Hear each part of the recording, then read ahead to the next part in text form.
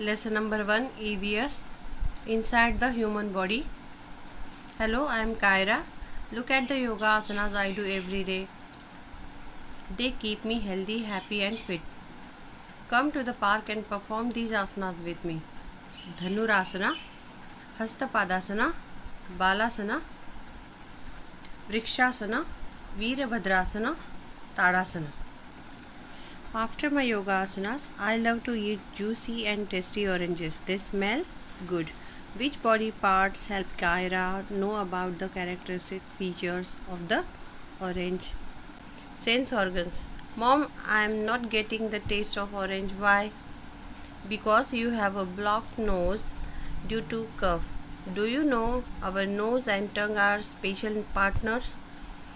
Or together they help us to enjoy the taste and smell of food. Sense organs collect information from our surroundings and send them to our brain. The brain helps us to understand the information received by different sense organs. Sense organs जो है, जो हमें बताते हैं surroundings के बारे में, आजू बाजू का जो इन्वायरमेंट है उसके बारे में इंफॉर्मेशन देते हैं, वो ब्रेन को भेजते हैं और ब्रेन मदद करता है वो इन्फॉर्मेशन को समझने में और हमें समझाता है वो. Eyes. The eyes are the organs of sight. We see things when light enters our eyes. The eye changes the light into image signals. The signals travel to the brain. The brain processes them as sight or visual image to help us know what we are looking at. हर बार यहाँ पे अभी आप अगले class में आ चुके हो, third में, तो आपको छोटी छोटी चीज़ों को पॉइंट करना या अंडरलाइन करना सीखना होगा, छोटे छोटे नोट्स निकालना सीखना है. तो जो आँखें हैं हमारा सेंस ऑर्गन ही है और वो देखने के लिए हमें मदद करता है. तो कैसे होता है ये सारा काम?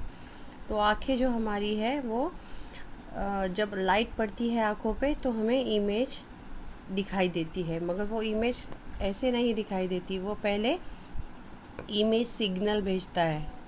कहाँ किसे भेजता है इमेज सिग्नल? ब्रेन को. तो वो जो सिग्नल है ट्रैवल होते होते ब्रेन तक जाएंगे, तो ब्रेन उसको प्रोसेस करता है और उसको एज अ विजुअल इमेज हमें दिखाता है फ़ोटो की तरह. तो हमें समझ में आता है कि हम किस चीज़ की तरफ देख रहे हैं. ये काम इतना जल्दी हो जाता है जिसकी वजह से हम देखते हैं तुरंत हम समझ जाते हैं कि हम किस तरफ देख रहे हैं. तो मेन पॉइंट इसमें याद रखने के लिए क्या है कि आइज़ क्या करती हैं, जो सिग्नल भेजती है वो कौन सा होता है? इमेज सिग्नल होता है. ब्रेन को भेजती है तो वो प्रोसेस करने के बाद विजुअल इमेज हमें दिखाता है, जिसे हम समझ जाते हैं कि हम क्या देख रहे हैं. तो ये फिल इन द ब्लैंक्स में भी आ सकता है. ऐसी चीज़ें आपको याद रखने के लिए अंडरलाइन करना ज़रूरी है. Ears. The ears are the organs of hearing. The sound enters our ears in the form of waves. कैसे एंटर होता है साउंड? वेव्स के फॉर्म में. आप पेंसिल से कर सकते हो.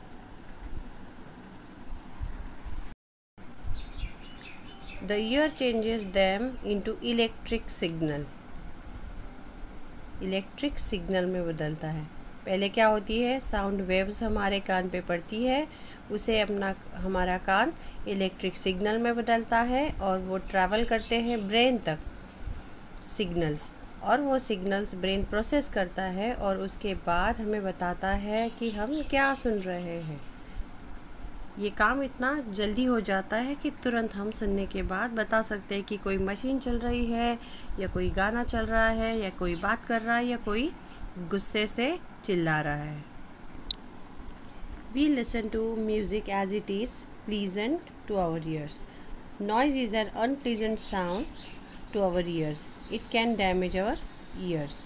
म्यूज़िक हमें प्लीजेंट लगता है हमारे कानों को, और जो नॉइज़ होता है, शोर होता है, जैसे कि गाड़ियों के हॉर्न हो गए, मिक्सी हो गया या कोई भी मशीन हो गई, जो हमें नॉइज़ लगता है और अनप्लीजेंट लगता है, जो कानों को नुकसान भी पहुंचा सकता है। Nose, nose is the organ of smell. We smell things with our nose. When we breathe in air, the smell enters our nose. It travels to the brain in the form of chemical signals. तो जब हम सांस लेते हैं तो उसके साथ ही सांस के साथ ही हमारा जो हम स्मेल ले रहे हैं वो समझ में आता है हमें कि किस चीज़ का स्मेल आ रहा है। अगर वो ऐसे ही नहीं होता है, पहले होता है कि हम सांस लेते हैं तभी स्मेल हमारे नाक में पहुंच जाता है और वो केमिकल सिग्नल के फॉर्म में ब्रेन तक पहुंचता है और ब्रेन उसे समझता है कि किस चीज़ का स्मेल है, सुगंध है या बदबू है, और हमें बताता है कि सुगंध आ रही है या बदबू आ रही है। So brain identifies the signals and tells us what we are smelling.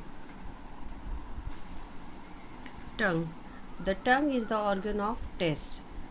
The tongue tastes the food we eat. Then it sends a message to the brain that tells us if the food is sweet, sour, salty, spicy or bitter.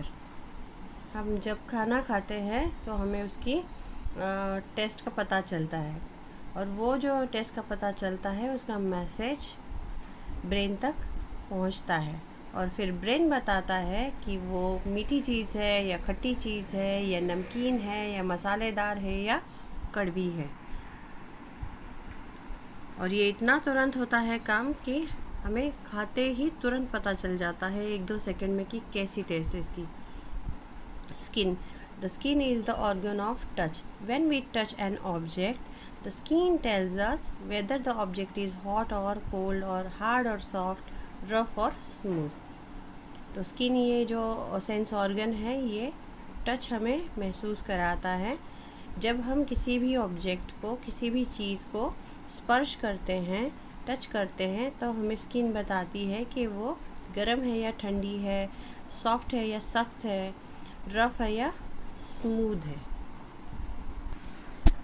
Internal body organs, mom I can see all my sense organs but I can not see my brain. The brain is an internal organ and cannot be seen. It is present inside the head. जो internal organs होते हैं शरीर के अंदर होते हैं, हम उन्हें देख नहीं सकते, और जो एक्सटर्नल ऑर्गन्स है या सेंस ऑर्गन्स है हम उन्हें देख सकते हैं। The human body is made up of various internal and external organs. The organs that we can see, such as hands, legs, fingers and mouth, are called external organs. जैसे कि हाथ हो गए, पैर हो गए, उंगलियां, मुंह, ये सब हम देख सकते हैं, इसीलिए इसे एक्सटर्नल ऑर्गन्स बोलेंगे। और the organs that are present inside the body, such as brain, heart and lungs, are called internal organs. हमारा दिमाग या दिल या फेफड़े हम देख नहीं सकते क्योंकि वो शरीर के अंदर प्रेजेंट होते हैं, इसीलिए उनको इंटरनल ऑर्गन्स कहते हैं। तो ये जो है इंटरनल ऑर्गन्स का ये है डायग्राम या फिगर हम बोल सकते हैं या पिक्चर। ब्रेन, ये ब्रेन शेप उसका होता है वॉलनट की तरह, walnut shaped. Location head, function it helps us to think and decide. All the actions in our body are controlled by the brain. Brain हमें मदद करता है सोचने के लिए और कुछ भी चीज़ डिसाइड करने के लिए, निर्णय लेने के लिए कोई भी, और ये हमारे पूरे बॉडी को भी कंट्रोल करता है, उसके एक्शंस कंट्रोल करता है। हार्ट, हार्ट का शेप होता है pear shaped. Location left side of the chest, chest के लेफ्ट साइड में होता है। It pumps blood into our body that carries oxygen to all the parts. ये एक पंपिंग मशीन की तरह ही है, हमारे ब्लड को पंप करता है और ऑक्सीजन पहुंचाता है पूरे बॉडी में ब्लड के साथ। Stomach, J shaped. Location abdomen. Function it stores and helps in the digestion of food. जो स्टमक है हमें हमारे फूड को स्टोर करने में और डाइजेशन करने में मदद करता है। किडनी, ये जो किडनीज है यहाँ पे होती है पीछे, शेप होता है bean shaped, location abdomen. They help in removing the waste from the body and from urine. जो किडनीज होती है, जो भी वेस्ट है जो हमारे शरीर को नहीं चाहिए उसको रिमूव करने में मदद करते हैं और यूरिन को भी वो फॉर्म करते हैं। Lungs, shape cone shaped, location chest, function they help us breathe, they take in oxygen and give out carbon dioxide. तो जो ये लंग्स है, फेफड़े हैं, हमें सांस लेने में मदद करते हैं, ऑक्सीजन लेते हैं और कार्बन डाइऑक्साइड छोड़ते हैं। उन्हें इनहेल एंड एक्सेल प्रोसेस भी बोलते हैं। The respiratory system. Mom, when I was smelling the flower, I could feel something on my hand. What is it? It is the air that you are breathing out or exhaling. The respiratory system is an organ system that helps a person to breathe. Nose, windpipe and lungs are the main organs of the respiratory system. Respiratory system कुछ organs की system है जो हमें मदद करती है सांस लेने में। तो उसमें जो शामिल है वो कौन से ऑर्गन्स हैं? नोज़ है, विंड पाइप है और लंग्स है। ये रेस्पिरेटरी सिस्टम का हिस्सा होते हैं। तो ये nose, we breathe in and out through our nose. हम सांस लेते और छोड़ते हैं नाक से, ये तो हमें सबको पता है। विंड पाइप, ये जो विंड पाइप है, it acts as a path to carry air from the nose to the lungs and back. जो विंड पाइप होता है वो एक रास्ते की तरह काम करता है। नोज़ से जो हम सांस लेते हैं उसे लंग्स तक पहुंचाना और लंग्स से जो भी कार्बन डाइऑक्साइड है वो फिर से नाक से बाहर निकालना, जो ये उसमें रास्ते का काम या मीडियम का काम करता है। Diaphragm, it is present below the lungs which moves upwards and downwards to facilitate breathing. जो डायफ्रागम है वो लंग्स के या फेफड़ों के नीचे प्रेजेंट होता है। वो ऊपर या नीचे होता रहता है जब हम सांस ले रहे हैं और वो सांस लेने के लिए ऊपर या नीचे होके मदद करता है। मैकेनिज्म ऑफ ब्रीदिंग, तो ये कैसे चलता है सब काम, मैकेनिज्म कैसे होता है ब्रीदिंग का, हम देखते हैं। We need to breathe continuously to have a continuous supply of oxygen in our body. हमें सांस लेने की ज़रूरत है और हम सांस लेते हैं कंटिन्यूसली क्योंकि ऑक्सीजन का जो सप्लाई है हमारे बॉडी में चलता रहे, बना रहे। The process of breathing in air through our nose is called inhalation while breathing out is called exhalation. तो ये जो ब्रीदिंग की प्रोसेस है जिसमें हम सांस अंदर खींचते हैं उसे इनहेलेशन बोलेंगे और जहाँ पे हम सांस बाहर निकालते हैं इसे एक्सेलेशन बोलेंगे। Breathing in, the chest moves outwards, the air फिल्स the lungs. जब हम सांस लेते हैं तो क्या होता है? छाती ये बाहर निकलती है और हवा भर जाती है फेफड़ों में। और जब ब्रीद आउट करते हैं, breathing out, the chest moves inward, the air moves out from the lungs. तो क्या होती है? छाती अंदर हो जाती है, उसका आकार बाहर की तरफ नहीं अंदर की तरफ हो जाता है, तो इससे लंग्स से हवा निकल जाती है। द डायफ्रागम मूव डाउनवर्ड्स, जब हम सांस लेते हैं तो जो डायफ्रागम है वो नीचे हो जाता है और जब हम सांस छोड़ते हैं तो ऊपर हो जाता है। देखिए यहाँ पे दिखाया है, ये नीचे होता जाता है और ये ऊपर हो जाता है। Mom, why don't we come to the park in the evening for yoga? The air is not fresh in the evening. It is full of harmful gases that are not good for our respiratory health. तो ये कायरा बोल रही है कि mom हम शाम को क्यों नहीं आते हैं योगा करने के लिए पार्क में। तो मम्मी ने उसे बताया कि जो भी हवा है उसमें बहुत हार्मफुल गैसेस होते हैं, जिसकी वजह से हमारी रेस्पिरेटरी हेल्थ ख़राब हो सकती है। इसके लिए हम सुबह ही आते हैं, शाम को नहीं आते हैं। We can take care of our respiratory system in the following veg.